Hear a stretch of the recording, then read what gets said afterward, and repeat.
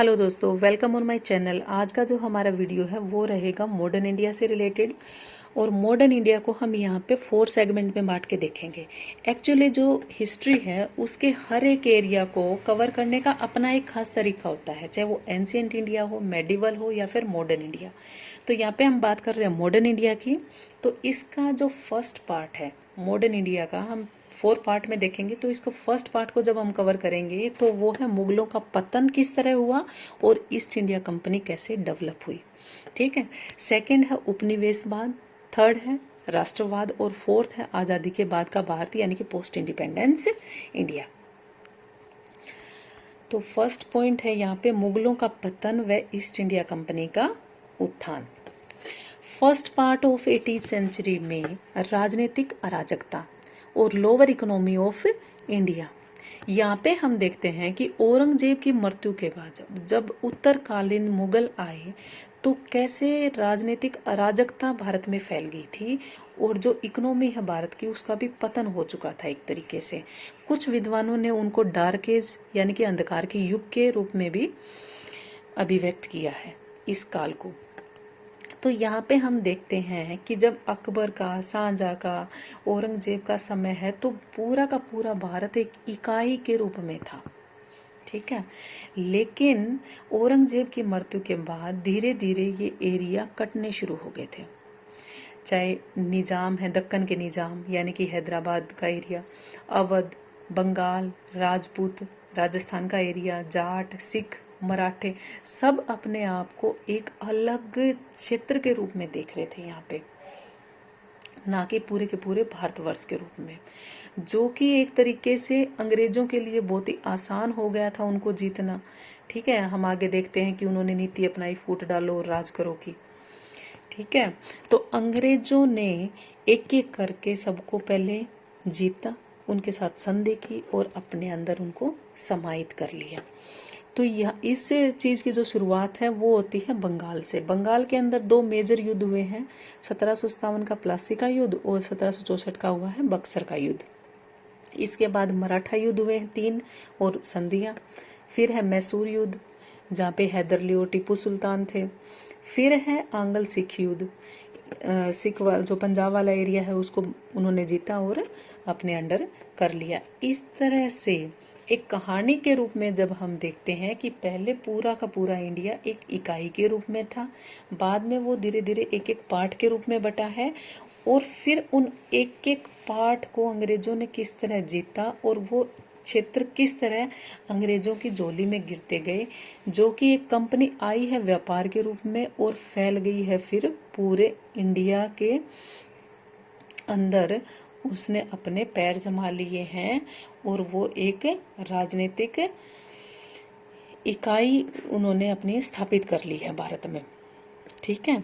तो यहाँ पे हम इस पॉइंट ऑफ व्यू से अगर पढ़ेंगे तो काफी अच्छे से इस कहानी को हम समझ पाते हैं। सेकंड है उपनिवेशवाद। तो उपनिवेशवाद को समझने से पहले हमें इसके नेचर को समझना होगा। ठीक है। कि किस तरह से अंग्रेजों ने भारत को एक बाजार के रूप में स्थापित किया, क्योंकि इंग्लैंड में उस टाइम पे औद्योगिक क्रांति हो चुकी थी और अंग्रेजों को जरूरत थी एक बाजार की। इसलिए उन्होंने अलग अलग जो एरिया है वहाँ पे जाके अपना राज्य स्थापित करना शुरू कर दिया था। ठीक है।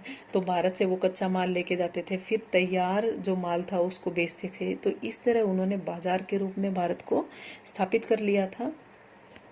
और बाजार की अपनी कुछ पॉलिसीज होती हैं, इस तरह वो कुछ पॉलिसी लेके आए, कुछ एक्ट लेके आए और उन एक्ट के अंदर टाइम टू टाइम जो भी चेंजेस हुए हैं हम यहाँ पे उसको कवर करते हैं।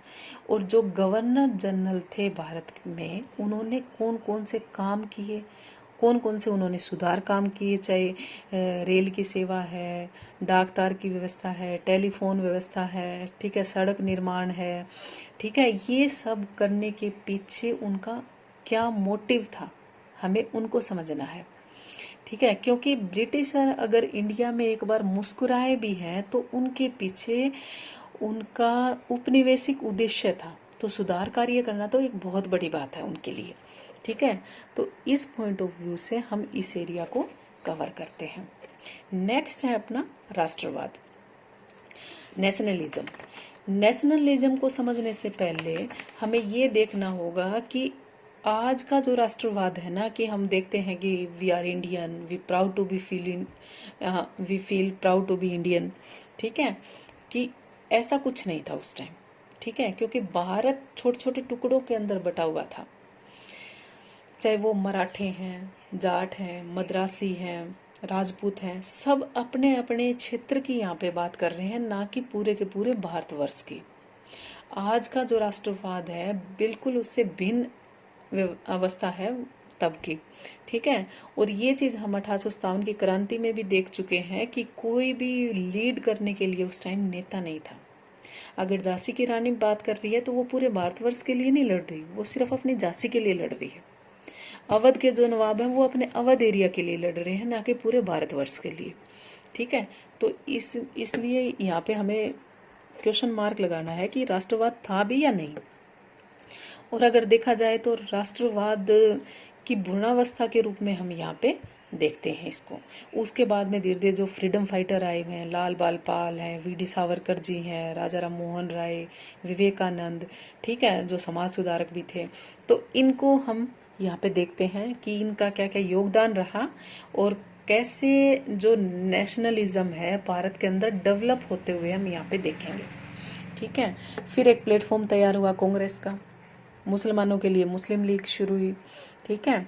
बाद में आता है फर्स्ट वर्ल्ड वॉर के टाइम से शुरू हो जाता है गांधी एरा, और गांधी एरा के अंदर कौन कौन से मूवमेंट थे, कौन कौन से जो युद्ध को कैसे जीता है, क्या क्या आंदोलन और किस किस ने उनके अंदर पार्टिसिपेट किया है, और कैसे फिर भारत आज़ाद होता है, इस पूरी कहानी को हम इस एरिया के अंदर कवर कर लेंगे यहाँ पे।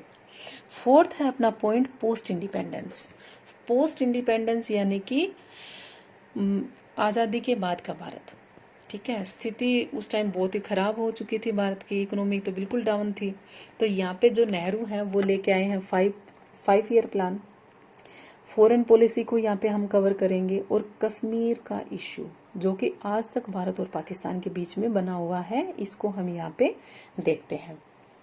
तो इस तरह से अगर हम मॉडर्न इंडिया को कवर करेंगे तो बहुत ही एक सुंदर कहानी के रूप में हम इसको देख पाएंगे कि किस तरह जो अंग्रेज हैं वो भारत के अंदर एंटर होते हैं व्यापारिक कंपनी के रूप में, और फिर वो 200 साल तक जैसे उन्होंने राज किया, और उनको निकालना भारत के लिए कितनी बड़ी बात थी, और बहुत ही जदोजहद से भारत को गुजरना पड़ा।